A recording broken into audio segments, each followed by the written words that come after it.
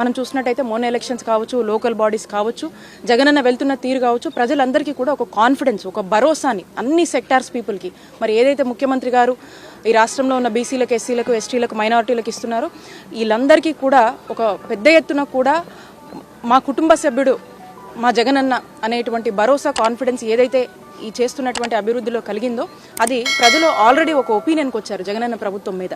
మరి ఇప్పుడు మనం చూసినట్టయితే చంద్రబాబు నాయుడు గారు మాట్లాడుతున్న మాటలు కావచ్చు, వాళ్ళు క్రియేట్ చేస్తున్నటువంటి ఏ పరిణామాలైనా కూడా ఓటమి భయంతోనే వాళ్ళు ప్రజల్లోకి రకరకాల మెసేజ్లు, రకరకాల ఇది ద్వారా వాళ్ళు చేస్తున్నటువంటి ఒక ప్రయత్నంగానే మనం చూడొచ్చు. ఎందుకంటే ప్రజలు ఆల్రెడీ జగనన్న ప్రభుత్వంపై ఒక ఒపీనియన్ని ఫ్రేమ్ చేస్తున్నారు, ఒక పాజిటివ్ ఒపీనియన్తో ఉన్నారు.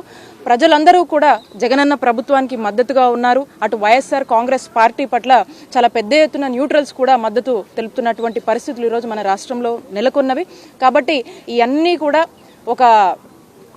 ఒక ఫాల్స్ ఒపీనియన్స్ కావచ్చు, ఒక మ్యానిపులేటెడ్ పద్ధతిలో కావచ్చు, లేదా ఒక మిస్ ఒపీనియన్స్, ఒక రాంగ్ ట్రాక్ పట్టించే దిశగా చంద్రబాబు నాయుడు గారు ఏదో ఒకటి మాట్లాడుతూ ఉంటారు. కాబట్టి ప్రజలు ఎవరూ కూడా దీన్ని నమ్మే పరిస్థితిలో లేదు. ఆల్రెడీ క్రెడిబిలిటీ కోల్పోయినటువంటి పార్టీగా ఈరోజు టీడీపీ పార్టీని ప్రజలు చూస్తూ ఉన్నారు.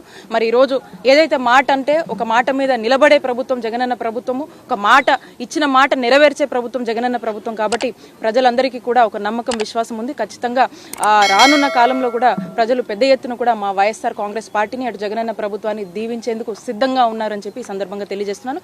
ఎవరు కూడా చంద్రబాబు నాయుడు గారు చెప్తున్నటువంటి మాటలు కానీ, ప్రబల్గాలు కానీ, ప్రబల్గాలు కానీ వాళ్ళకి నమ్మే పరిస్థితిలో లేరని చెప్పి ఈ సందర్భంగా తెలియజేస్తున్నాను. ఇంకో మాట అడుగుతున్నా. ఇప్పుడు ఒకటి ఇంట్లో చెత్త ఉందండి, ఇప్పుడు నా ఇంట్లో చెత్త ఉంది. ఆ చెత్త తీసుకుని వేరే ఇంటి, మా పక్కనోడి ఇంటి ముందు వేస్తే అది బంగారం అవుదు కదా స్వామి. ఇప్పుడు ముఖ్యమంత్రి గారే స్వయంగా వాళ్ళ మంత్రి గారు చిలకలూరుపేటలో చెత్త అని తేల్చేశాడు. మంత్రి గారే చెత్త అన్నాడు, అంతే కదా అని అర్థం. ఆమెను తీసుకెళ్ళి గుంటూరు వెస్ట్లో వేస్తే బంగారం అవుదు కదా. అంటే అక్కడ చేసిన తప్పులు ఇక్కడికి వస్తే ప్రజలు గుర్తుండదా? ప్రజలు గమనించారా? అంత అద్భుతమైన క్యాండిడేట్ అయితే అక్కడనే పెట్టాలి కదా, చిలకలూరులో పెట్టి గెలిపించుకోవాలి కదా.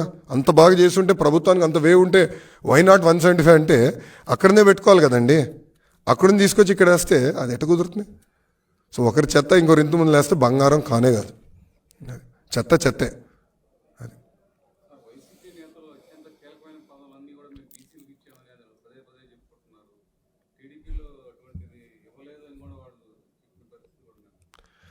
అన్న వాస్తవాలు నాకన్నా మీకే బాగా తెలుసు. శాసనసభలో కానీ, శాసన మండలిలో కానీ, అటు పక్కన పార్లమెంట్, లోక్సభ, రాజ్యసభలో కూడా పెద్ద ఎత్తున బీసీలని ప్రోత్సహించింది తెలుగుదేశం పార్టీ. టీటీడీ చైర్పర్సన్ చేసింది బీసీలకే ఇచ్చింది తెలుగుదేశం పార్టీ. తుడా చైర్పర్సన్ చేసింది తెలుగుదేశం పార్టీ. అనేక కీలకమైన పదవులు మేము బీసీ సోదరులకే ఇచ్చాం. ఇప్పుడు టీటీడీ చైర్పర్సన్ ఎవరో నాకన్నా మీకే బాగా తెలుసు. 2 టర్మ్స్ ఏ సామాజిక వర్గంకి ఇచ్చారో నాకన్నా మీకే బాగా తెలుసు.